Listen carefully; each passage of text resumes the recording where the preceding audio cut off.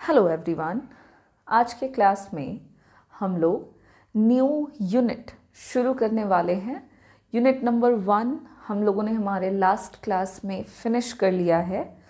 आज के क्लास से हम लोग हमारे यूनिट नंबर 2 को स्टार्ट करेंगे, जिसका नाम है कंज्यूमर्स बिहेवियर एंड डिमांड। इस यूनिट में हम लोगों को कंज्यूमर के बिहेवियर को डिस्कस करना है और साथ ही साथ हम ये भी डिस्कस करेंगे कि डिमांड जो है वो किस तरह का टर्म है और किसी भी इंडिविजुअल के केस में डिमांड किस तरह से वैरी करता है। तो ये जो पूरा का पूरा यूनिट है हमारा,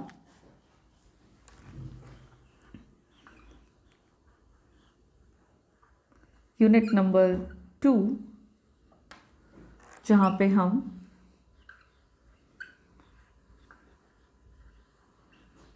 कंज्यूमर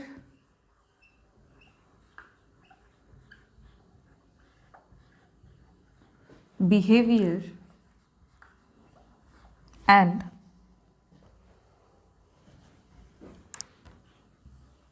डिमांड डिस्कस करेंगे।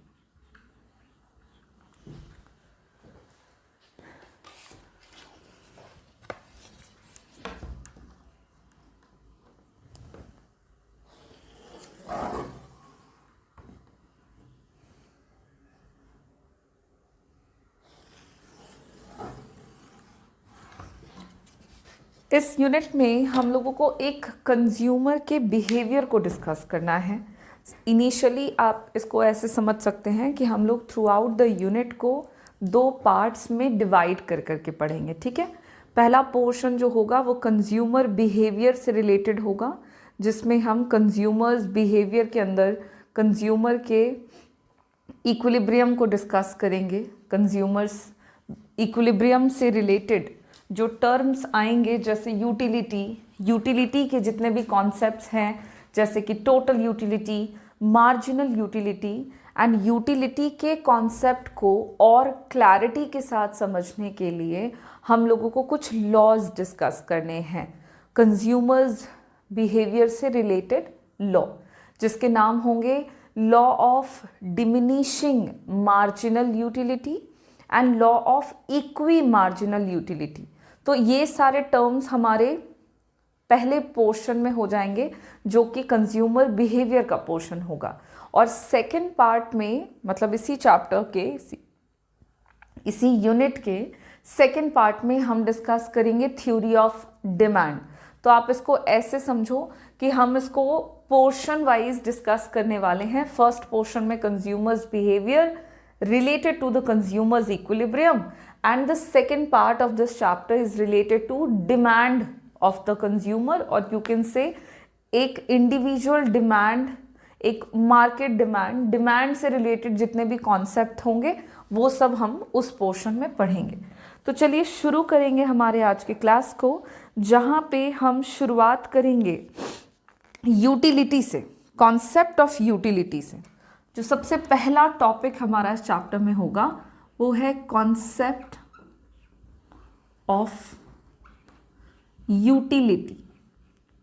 अब अचानक से ये यूटिलिटी का कॉन्सेप्ट कहाँ से आ गया, ये ज़रा समझें। तो देखिए, ये यूनिट कंज्यूमर्स बिहेवियर के बारे में है। एक कंज्यूमर कैसे बिहेव करता है। इससे पहले कि हम कंज्यूमर्स बिहेवियर डिस्कस करना शुरू कर दें, हमें ये जानना पड़ेगा कि कंज्यूमर होता कौन है। जितने भी टर्म्स हैं पहले हम उनके मतलब को समझ लेते हैं। तो अगर हम कंज्यूमर वर्ड का इस्तेमाल करते हैं तो ये हम किसको कहते हैं, कंज्यूमर कौन है। तो consumer is a person. Consumer आप उसको कहेंगे जो कि गुड्स एंड सर्विसेज को परचेज करते हैं, खरीदते हैं अपने सेटिस्फैक्शन, अपनी ज़रूरतों को सेटिस्फाई करने के लिए, ठीक है। Consumer is a person who boys goods and services. Consumer कौन, वो व्यक्ति जो गुड्स एंड सर्विसेज को क्या करता है, परचेज करता है। क्यों परचेज करता है, ताकि वो सेटिस्फाई कर सके, टू सेटिस्फाई देयर वांट्स, अपनी ज़रूरतों को पूरा करने के लिए अगर हम गुड्स एंड सर्विसेज को परचेज करते हैं, खरीदते हैं, तो हम क्या कहलाएंगे? कंज्यूमर कहलाएंगे। ठीक है, अब यहाँ पे जो टर्म आया ना, दैट इज सेटिस्फैक्शन, कि हम अपने ज़रूरतों को संतुष्ट करने के लिए, अपनी इच्छाओं को की संतुष्टि के लिए गुड्स एंड सर्विसेज को परचेज करते हैं। यहीं से हमारा कॉन्सेप्ट निकल कर आता है, कौन सा? तो यूटिलिटी का। कंज्यूमर गुड्स एंड सर्विसेज खरीदता है ज़रूरतों को सेटिस्फाई करने के लिए, और ये सेटिस्फैक्शन को अगर हम बात करें कि हम मेज़र कैसे कर सकते हैं, एक क्वेश्चन निकल कर आता है कि ठीक है, हमने अपनी ज़रूरतों को पूरा करने के लिए गुड्स एंड सर्विसेज परचेज कर लिया। मुझे भूख लगी थी, मैं बाहर गई और मैंने 2 समोसे खरीद करके खा लिए। ठीक है, तो यहाँ पे मैं गई, मैंने समोसा परचेज किया और फिर मैंने उसको खा लिया। अब है सवाल कि मेरी ज़रूरत पूरी हो गई, लेकिन अगर एक टर्म आ रहा है सेटिस्फैक्शन, मैं अपनी भूख को सेटिस्फाई करने के लिए ऐसा कर रही थी कि मैंने समोसा खरीदा और मैंने खा लिया, तो मुझे एग्जैक्ट कितना सेटिस्फैक्शन मिला उस दोनों समोसे को खाने के बाद? अगर हम सवाल करें कि इसको हम मेज़र कैसे करेंगे कि सेटिस्फैक्शन गुड्स एंड सर्विसेज के इस्तेमाल के बाद कंज्यूमर को कितना मिलता है, इसको मेज़र कैसे किया जाए? ठीक है, इसको कैसे मेज़र किया जाए? तो इसको मेज़र करने के लिए जिस टर्म का हम इस्तेमाल करते हैं उस टर्म को कहते हैं यूटिलिटी। बात समझ में आ रही है? कंज्यूमर क्या करता है? गुड्स एंड सर्विसेज को खरीदता है अपनी ज़रूरतों को पूरा करने के लिए, और उनको जो सेटिस्फैक्शन मिलता है उन वस्तुओं और सेवाओं को खरीद कर, परचेज करके अपनी ज़रूरतों को पूरा करने के बाद उसको मेज़र करने के लिए हम जिस टर्म का इस्तेमाल करते हैं उसी टर्म को हम क्या कहते हैं? यूटिलिटी कहते हैं। What is utility? Concept of utility में अगर हम यूटिलिटी के मीनिंग की बात करें तो utility means wants satisfying power of a commodity. किसी भी वस्तु wants satisfying power of a commodity। किसी भी वस्तु के इस्तेमाल के बाद जो भी उपयोगिता हासिल होती है उसे हम यूटिलिटी से एक्सप्रेस कर सकते हैं या यूटिलिटी से मेज़र कर सकते हैं। ठीक है, इसी को हम यूटिलिटी कहते हैं। Utility refers to wants satisfying power of a commodity. It is a satisfaction, ये एक तरह का सेटिस्फैक्शन है जो कि किसी भी वस्तु को कंज्यूम करने के बाद एक कंज्यूमर हासिल कर पाते हैं या एक कंज्यूमर को प्राप्त होता है। ठीक है, कोई भी एक वस्तु है, आपने उसको परचेज किया, आपने उसका इस्तेमाल किया। सपोज करेंगे हम आइसक्रीम, आपने आइसक्रीम खरीदा, आपने आइसक्रीम खरीद कर खा लिया। इस आइसक्रीम को खाने के बाद आपको कितना सेटिस्फैक्शन मिला, इसको अगर हम मेज़र करना चाहें या इसको हम एक्सप्रेस करना चाहें कि कितना आप सेटिस्फाई हुए हैं आइसक्रीम को खाने के बाद, तो उसको हम एक्सप्रेस करने के लिए यूटिलिटी टर्म का इस्तेमाल करेंगे। ठीक है, यूटिलिटी के बारे में आप कुछ बातें और समझ लें कि ये जो टर्म यूटिलिटी है ये person to person, place to place and time to time vary कर सकता है। आइसक्रीम खाकर मुझे कितना संतोष मिला, मुझे कितना सेटिस्फैक्शन मिला है और आपको कितना मिला, ये डिफर हो सकता है, इसमें अंतर हो सकता है। तो पर्सन टू पर्सन यूटिलिटी में भी वैरी। इतना ही नहीं, प्लेस टू प्लेस भी यूटिलिटी वैरी करेगा। गर्मियों का सीज़न, आप राजस्थान में जाके आइसक्रीम खा रहे हैं और आप जम्मू कश्मीर में जाकर के आइसक्रीम खा रहे हैं, तो प्लेस टू प्लेस आप कमोडिटी का कंजम्पशन कितना करते हो उससे आपको कितनी यूटिलिटी मिलती है ये वैरी कर सकता है। एंड टाइम टू टाइम, आपको पहले बहुत पसंद था, आप पहले बहुत खा रहे थे आइसक्रीम, बाद में आपको बहुत उतना पसंद नहीं रह गया, तो टाइम टू टाइम भी यूटिलिटी जो है वो वैरी करता है।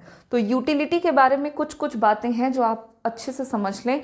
यूटिलिटी का मतलब हो गया want satisfying power of a commodity, किसी भी प्रकार के वस्तु से मिलने वाले सेटिस्फैक्शन को हम यूटिलिटी कह सकते हैं।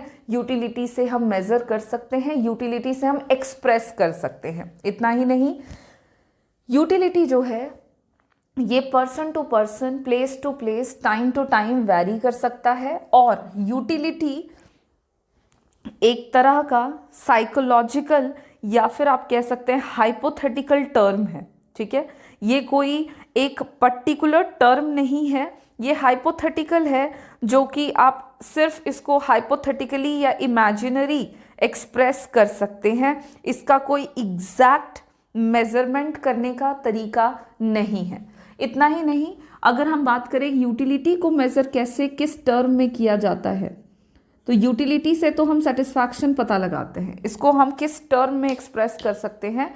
तो यूटिलिटी को हम बहुत सारे इकोनॉमिस्ट ने ये डिराइव किया है इमेजिनरी मेजरमेंट का तरीका, जिसको हम यूटिल्स कहते हैं। यूटिलिटी को हम यूटिल्स में एक्सप्रेस करते हैं, ठीक है। आइसक्रीम को खा करके आपको यूटिलिटी मिली, अब उसको आप एक्सप्रेस कैसे करोगे, तो सपोज आपको 5 यूटिल्स मिला है, तो यूनिट जो है यूटिलिटी को एक्सप्रेस करने का, that is utils. Okay, after that एक दो टर्म और आपको जानने हैं कि यूटिलिटी को बहुत सारे इकोनॉमिस्ट के द्वारा आर्ग्यूमेंट के बाद ये कंसिडर किया गया कि हम इसको 2 तरीकों से मेज़र कर सकते हैं। जैसा कि मैंने पहले बताया कि इसका कोई एग्जैक्ट मेजरमेंट करने का तरीका नहीं है।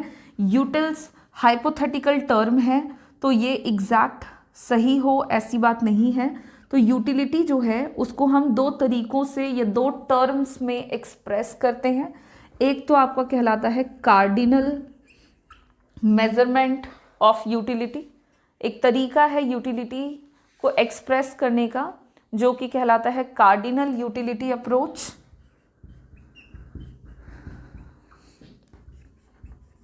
जिसमें हम क्या करते हैं कि किसी भी वस्तु से मिलने वाली उपयोगिता को कार्डिनली एक्सप्रेस करते हैं, नंबर के टर्म्स में एक्सप्रेस करते हैं। जैसे आपने आइसक्रीम खाया और आपको 20 यूटिल्स मिला, इस आइसक्रीम को खाने के बाद सेटिस्फैक्शन आपको 20 यूटिल्स मिला, जैसे मैंने यहाँ पे बताया 5 यूटिल्स मिला। तो इस तरह से आप इसको कार्डिनल ऑर्डर में मेजरमेंट कर सकते हैं। एक और टर्म है सेकंड, जो कि कहलाता है ऑर्डिनल,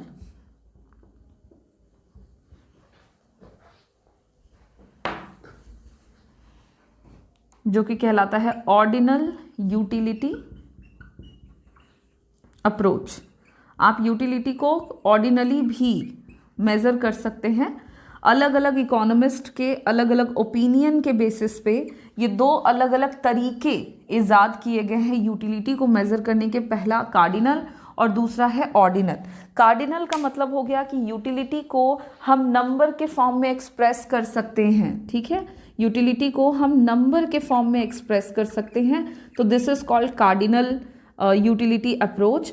और अगर आप यूटिलिटी को ऑर्डर के बेसिस पे एक्सप्रेस कर रहे हैं तो इसको कहते हैं हम ऑर्डिनल यूटिलिटी अप्रोच। ऑर्डर मतलब क्या हो गया, आपने फर्स्ट आइसक्रीम खाया तो आपको 20 यूटिल्स मिला, आपने सेकेंड आइसक्रीम खाया तो सपोज आपको 15 यूटिल्स मिला, आपने थर्ड आइसक्रीम खाया तो उससे आपको कितना यूटिलिटी मिला। तो यहाँ पे हम क्या कर रहे हैं कि first unit of a commodity को खाने के बाद या कंज्यूम करने के बाद आपको उसके सेकेंड यूनिट को कंज्यूम करने से जो यूटिलिटी मिल रही है उस तरह से जब हम इसको एक्सप्रेस करें तो that is called ordinal utility approach. Order के बेसिस पे है ना, फर्स्ट सेकेंड थर्ड।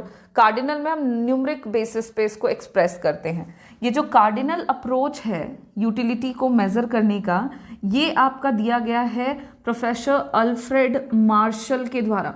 तो इस तरीके को हम मार्शल्स यूटिलिटी एनालिसिस के नाम से भी जानते हैं, ठीक है, क्योंकि ये अल्फ्रेड मार्शल के द्वारा प्रतिपादित किया गया था, आप कह सकते हैं दिया गया था।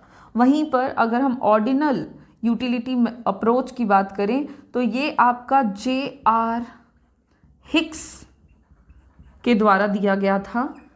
ये आपके इकोनॉमिस्ट का नाम है, बाद में इनमें और भी इकोनॉमिस्ट का नाम ऐड किया जाता है, उन्होंने भी इसको फॉलो किया है, बट यहाँ पे जो हमको मेनली याद रखना है कि ordinal utility approach is given by J.R. Hicks and cardinal utility approach is given by professor Alfred Marshall. और इस तरह से यूटिलिटी को दो तरीकों से एक्सप्रेस किया जा सकता है, ठीक है। तो यूटिलिटी के टर्म्स की अगर हम बात कर रहे हैं तो यूटिलिटी का बेसिक जो कॉन्सेप्ट है वो आपका यही है कि यूटिलिटी मतलब वांट्स सेटिस्फाइंग पावर किसी भी कमोडिटी का, ओके। एंड फिर है कि यूटिलिटी के बारे में कुछ कुछ इंपॉर्टेंट बातें कि क्या है, कैसे मेजर कर सकते हैं, इसको हम किस टर्म्स में एक्सप्रेस करते हैं। अब आपको यूटिलिटी के अंदर ही और भी कॉन्सेप्ट जानने हैं।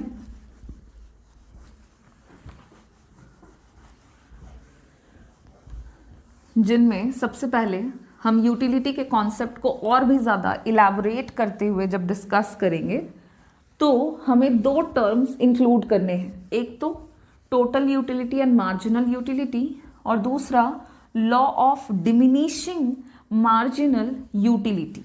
ये दो टर्म्स हम लोग जब पढ़ेंगे तो यूटिलिटी का कॉन्सेप्ट हमारा और भी ज़्यादा अच्छे से क्लियर हो जाएगा। तो कॉन्सेप्ट ऑफ यूटिलिटी के बाद हम डिस्कस करने जा रहे हैं total utility and marginal utility.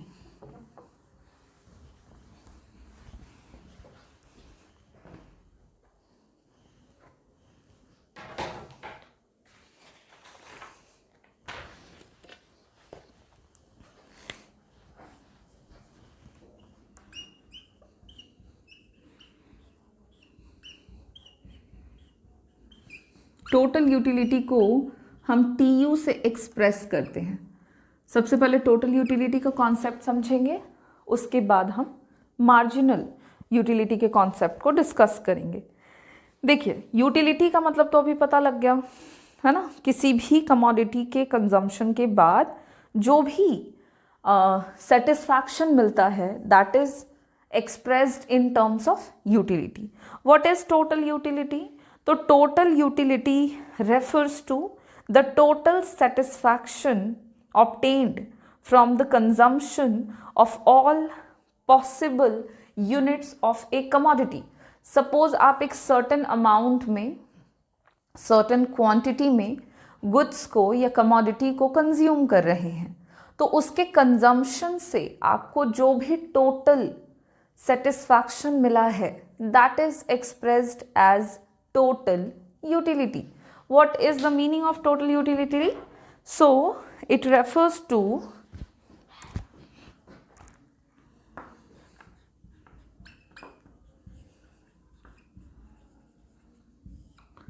total utility refers to total satisfaction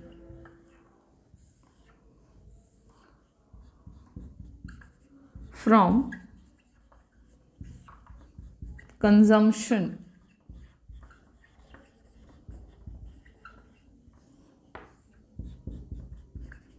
of all possible units of a commodity। किसी भी एक वस्तु की गिवन क्वांटिटी को कंज्यूम करने के बाद, कंजम्पशन करने से जो टोटल सेटिस्फैक्शन मिलता है उसे ही हम क्या कहेंगे? टोटल यूटिलिटी कहेंगे। What is total utility? So the total utility refers to the total satisfaction obtained from the consumption of all possible units of a commodity. It measures the total satisfaction obtained from consumption of all the units of that good.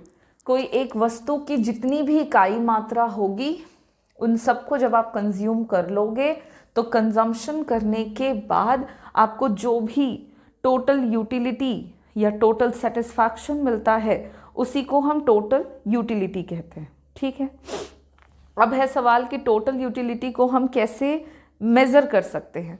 तो यहाँ पे suppose करें example के तौर पे total utility को हम express कर रहे हैं TU से, ठीक है, और आप कंज्यूम कर रहे हैं सपोज एक पर्टिकुलर प्रोडक्ट है आइसक्रीम और आपने 10 आइसक्रीम खा लिया। टोटल नंबर ऑफ आइसक्रीम आपने कितना कंज्यूम किया? 10। अब है कि टोटल यूटिलिटी अगर हम निकालेंगे तो हम कैसे निकालेंगे कि पहला आइसक्रीम जब आपने खाया उससे आपको कितनी यूटिलिटी मिली, प्लस सेकेंड आइसक्रीम खाया तो उससे कितनी यूटिलिटी मिली, प्लस थर्ड आइसक्रीम खाया तो कितनी यूटिलिटी मिली, और इस तरह से करते करते आप हर एक यूनिट ऑफ आइसक्रीम को खाने से मिलने वाली यूटिलिटी को मेज़र करके ऐड कर देंगे। तो सबको जब हम सम कर लेंगे, टोटल कर लेंगे, तो निकल आएगा हमारा क्या? Total utility. ठीक है, total utility is expressed as sum of all the utilities derived from the consumption of units of that particular commodity। एक पर्टिकुलर वस्तु की हर एक मात्रा, हर एक यूनिट से मिलने वाले यूटिलिटी को जब हम मेज़र करके जोड़ लेंगे तो उसका जो सम टोटल है उसी को हम क्या कहेंगे? टोटल यूटिलिटी कहेंगे। ठीक, ये पहला आपका टर्म है टोटल यूटिलिटी के नाम से जो आपको समझना है। और अब इसी के साथ हम पहले मार्जिनल यूटिलिटी के कॉन्सेप्ट को समझते हैं, तब जाकर के मैं आपको बताऊंगी कि टोटल यूटिलिटी और मार्जिनल यूटिलिटी के बीच में क्या रिलेशनशिप है। ठीक है, तो अब टोटल यूटिलिटी हो चुका है, नाउ मार्जिनल यूटिलिटी क्या है तो वो समझोगे।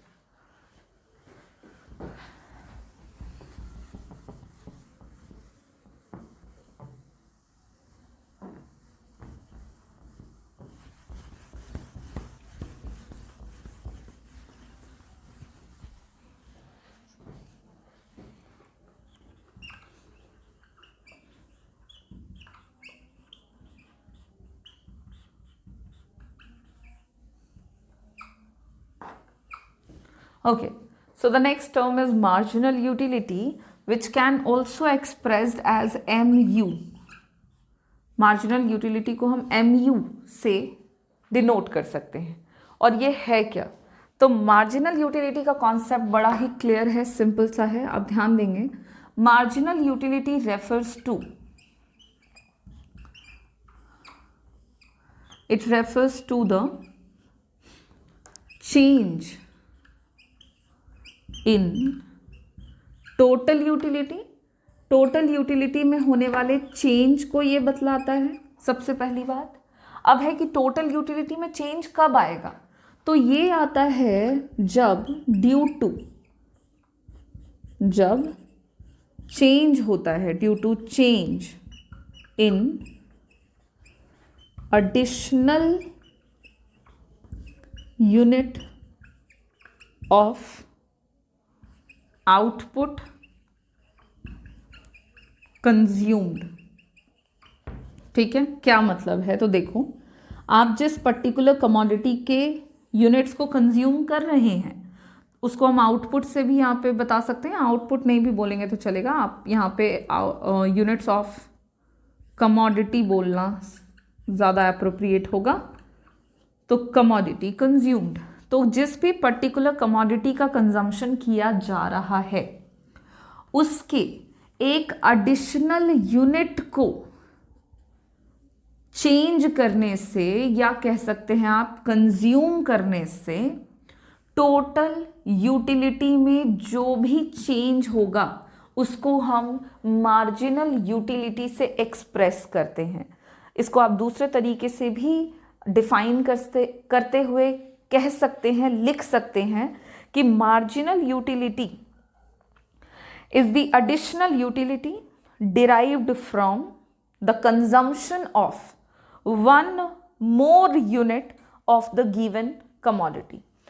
जो भी गिवन कमोडिटी है, मैंने पहले बोला, जिसका भी कंजम्पशन किया जा रहा है, उसके एक एडिशनल यूनिट को जब हम कंज्यूम करेंगे तो उसके कंजम्पशन से टोटल यूटिलिटी में जो भी चेंज होगा, उसी चेंज को हम मार्जिनल यूटिलिटी के नाम से जानेंगे।